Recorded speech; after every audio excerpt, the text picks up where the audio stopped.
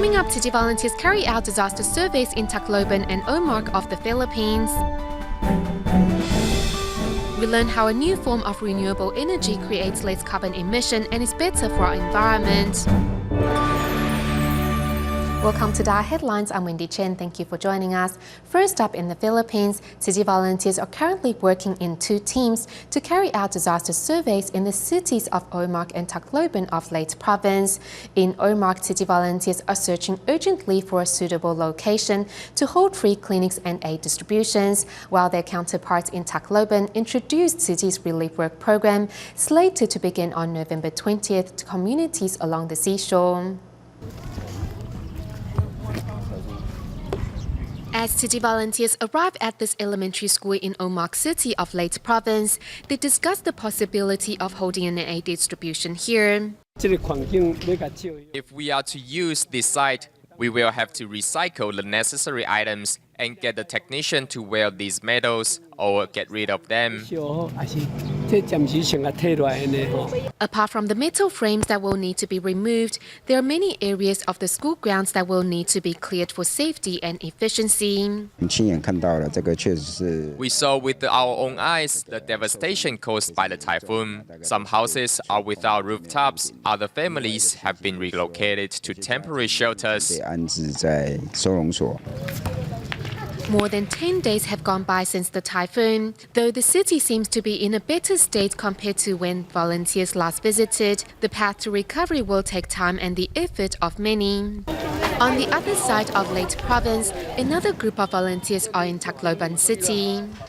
Tzu Chi volunteers arrived in this area of Tacloban City this afternoon. As you can see, the damage is severe with many houses flattened to the ground. However, with the good weather, some residents are gathering unwanted wooden materials to build a temporary home for themselves.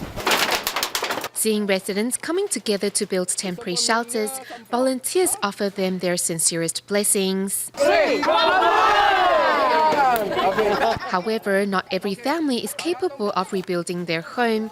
Thus, many were grateful upon learning of Tzu Chi's relief work program, which will help residents get back on their feet at the same time as they clean up their homes and communities.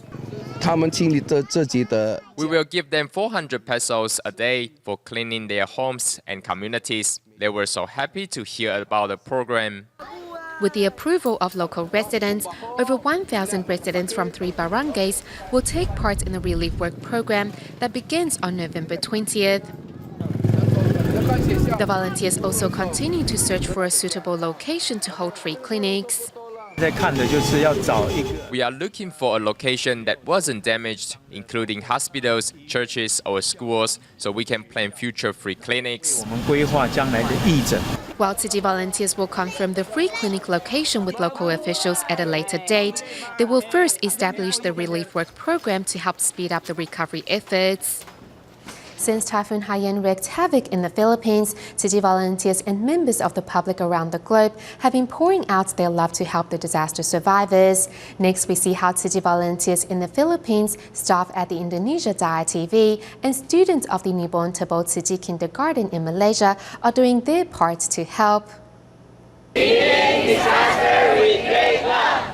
Mabuhay ang Pilipino! Mabuhay ang Tzu Chi! Mabuhay tayo lahat! Following in the footsteps of Tzu Chi volunteers, former typhoon survivors from Marikina City take to the streets to canvass for donations for their fellow citizens. Seeing the volunteers walking the streets with donation boxes, numerous people stop to donate.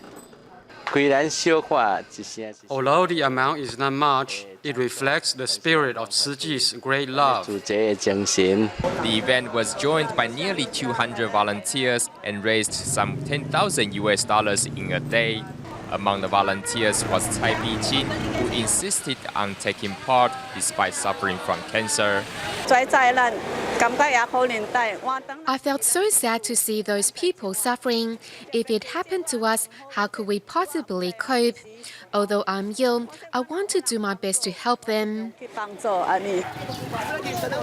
At one of the many disaster areas, Tzu Chi volunteers witnessed the devastation left behind by the typhoon. Countless Other survivors return to their now destroyed homes in desperate need of outside help. We spent a night out here. We don't have any money, so there is nothing we can do. The typhoon ruined everything, palm trees and farms. In the wake of the tragedy, Tzu Chi volunteers are getting ready to help these survivors return their lives to normal. While in Indonesia, at a charity concert organized by Indonesia DaAi TV, participants seized the opportunity to contribute their love to the Haiyan typhoon survivors. A week prior to the concert, Typhoon Haiyan hit the Philippines, leaving thousands of people dead and countless survivors in desperate need of assistance. Therefore, we decided to use the concert as a way to raise funds for those in need. All of the donations will be used to help rebuild their lives. Thanks to the lively and passionate performance by the Macedonia Opera and Ballet House Orchestra, audience members were inspired to contribute their share to help. As musicians, to perform in charity concerts because that is very human, that is helping other people that need help, and as musicians it's our pleasure to perform for this concert. Although I live in Germany, I will do my best to help the less fortunate whenever and wherever needed. Indonesia DaAi TV also encouraged its staff members to contribute their love to help. Such kind gestures have moved local Filipino teacher Reyes Ruth Santos. Go Filipinos, I know we can do it. We can stand up and rise again. We can build another new place, and through the help of other countries. And students of the Indonesia Tzu Chi school take advantage of their lunch break to canvass for donations. The donations will be used to help the typhoon survivors in the Philippines so that they will have the strength to move on.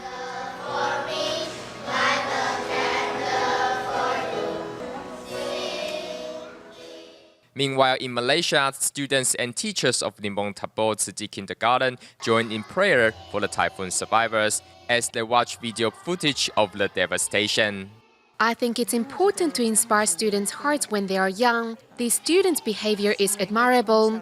Despite their age, they are already able to empathize with those affected by the storm and are willing to take action to help them with financial aid. Prior to the year-end vacations in Malaysia, teachers encouraged students to donate their adopted bamboo coin banks to the storm survivors to help them rebuild. Their houses are all destroyed. I feel sorry for them. I want to donate my bamboo coin bank to them so that they can buy some daily necessities. I will pray for them. Their houses collapsed, so they became homeless. They are so poor. This morning, I took my bamboo coin bank and donated to Tzu Chi. In the aftermath of the tragedy, the youngsters also contribute their share to help those affected by the destructive typhoon. Also raising funds for the Philippines are Tzu Chi volunteers in Malaysia's Batu Pahat, who went to Tongkang Elementary School to canvass for donations. And we also join Tzu Chi volunteers as they visit the homes of their New Shoot Scholarship recipients. Let's take a look. In Malaysia, Batu Pahat, each day Tzu Chi volunteers pray sincerely for the safety of those in the Philippines in the aftermath of Typhoon Haiyan. Taking action, Tzu Chi volunteers visited Tongkang Elementary School to canvass for donations for future relief efforts. If it is within our ability, then we must help. I want my students to have an opportunity to help others, as it's not enough just to be filial to parents. Doing charity work is also important. I'm very grateful Tzu Chi is here, guiding us along the path of compassion. In order not to disturb the ongoing graduation ceremony, volunteers stand quietly at the corner, one holding a donation box, the other a small poster. One by one, students and parents walk over to donate. One person makes a small impact, but together we can make a big impact. And together our strength can assist the Philippines in rebuilding. Those who donated felt the joy of charitable giving, Meanwhile, those canvassing on behalf of those in the Philippines relish in the Dharma joy of bringing hope to an otherwise chaotic time. Meanwhile, not forgetting to take care of their own citizens in need, Tzu Chi volunteers pay New Shoot Scholarship recipients a visit at home. In Batu Pahat, there are children who excel in school, yet due to their parents' financial difficulties, lack self-confidence. With Tzu Chi volunteers' love and care, both parents and children are finding shelter from economic storms. Some parents have even taken this affinity one step further and are starting to give back. I'm taking this bamboo coin bank home so I can teach my children about helping others in need. No matter the amount, 20 cents or 50 cents, it's the thought that counts. They can donate their money back to Tzu Chi so as to help those less fortunate. During the scholarship ceremony, Tzu Chi volunteers also remind those in the audience that safeguarding the planet is everyone's mission. In doing good deeds, it's not how much we give, but how much love we put into giving.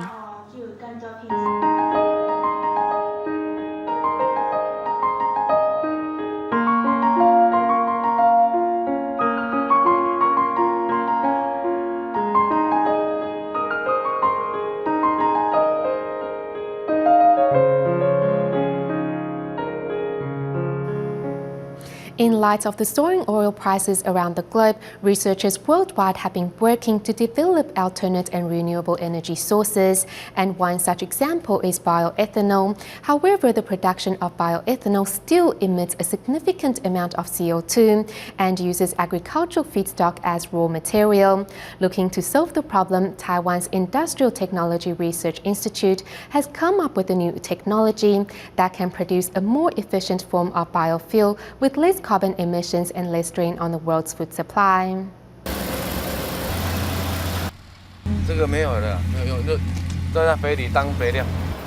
It is currently harvest season and farmers are busy harvesting their crops. Normally after harvest, to save time, farmers tend to set their fields on fire. However, in the future, this action will be illegal and is also very wasteful. Why? The wheat straws, corn stalks and bagasse can actually be turned into raw material for biodiesel fuel. Currently, most of the biomass used to make biofuel comes from crops, and many have argued that this negatively impacts the global food market. Most importantly, using biomass is not as environmentally friendly as we think. 到2050年要减430亿吨的二氧化碳。 We want to reduce 43 billion tons of global CO2 emissions by 2050. Currently, renewable energy can reduce that by at least 26%. If we can reduce that number by 100%, we can definitely make a difference. With this goal in mind, researchers at the ITRI decided to try to replace crops with agriculture and forestry byproducts as the raw material for biofuel. In the end, they were able to successfully convert 94% of the available carbon in such agriculture bioproducts, an achievement that won the Institute the R&D 100 award. After nearly 2 years of research, this group of researchers found the perfect way to refine the traditional acetone-butanol ethanol process. The new technology will enable agriculture and forestry byproducts to go through the same decomposition process. We can produce a lot more butanol with the same amount of raw materials. Butanol fuel is better for cars. Most importantly, we have refined the production process to a point where it now produces the industry's smallest possible carbon footprint. With this new technology, 94% of the carbon in such raw materials can be converted into butanol. The new method not only decreases the amount of CO2 emissions, but also reduces the amount of raw materials needed. As butanol tolerates water better than ethanol, it is less likely to separate from fuel when blended with diesel or gasoline, and it is less corrosive than ethanol. Currently, the amount of ethanol that can be added into fuel is less than 10%, unless it is a modified engine. On the other hand, the highest amount of butanol that can be added into fuel is about 16%, because it has a heating value that is closer to normal fuel. In Taiwan, ethanol-infused gas is only available in 16 gas stations across the island, and percentage of ethanol in gas is only 3%. However, in the United States, the percentage of ethanol in gas is up to 10%, while 20% is mandatory in Brazil. Do we have a sufficient amount of raw materials? We also need to ask what kind of changes we need to make in cars to fit this kind of renewable energy. If the compatibility of butanol with conventional cars can be improved, then agriculture and forestry byproducts can become raw materials for biomass.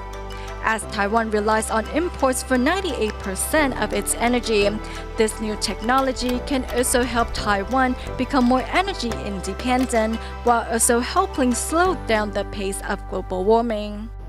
Among the participants of the second overseas volunteer training seminar were several local volunteers from Zimbabwe who prepared a little surprise for Master Zhen Yan, in which they put on a sign language performance of vow to action.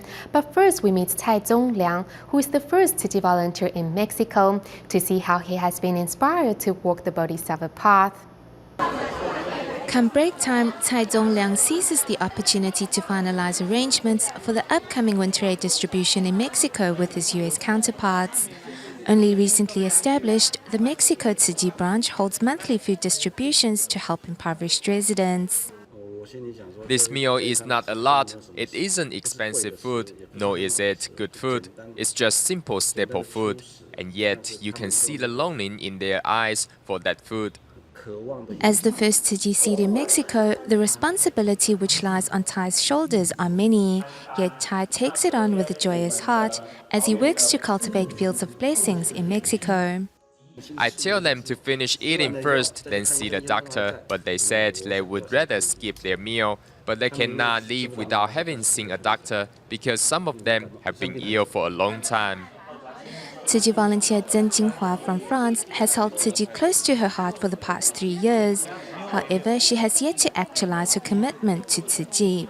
This year, Zhen and her husband finally decided to get certified and take Tzu Chi's love and care back home. Once you are a certified commissioner, many responsibilities lie on your shoulders. Although France is a very affluent country, we still have many elderly who live in poverty. And Hong Jia-yi, who is currently working in Los Angeles of the United States, says she wants to lead a life with a purpose. We are often told to practice understanding and tolerance, but I haven't been doing that. I am only giving 50% of my efforts. I don't want that anymore.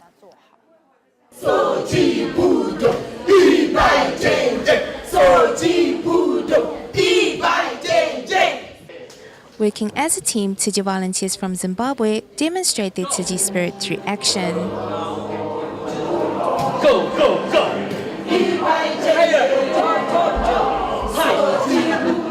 We practice it just for a month. I feel strong because it shows me that I need to go and do something there. So I must be strong. Yes. Okay. Not weak. Zimbabwe Tzu Chi volunteers flew halfway across the world to Taiwan to absorb more of Master Zhen Yan's Dharma and learn from their counterparts. If I have something, no matter how big or small, I have to give someone so that it can help each other. If I don't have, I have to socialize with those who have got so that they can help me and I can go and help those who don't have, who are in need of help. Haiti Tzu Chi volunteer Daniel works to overcome the language barriers by learning Chinese. A short sentence sums up his sense of mission and hope.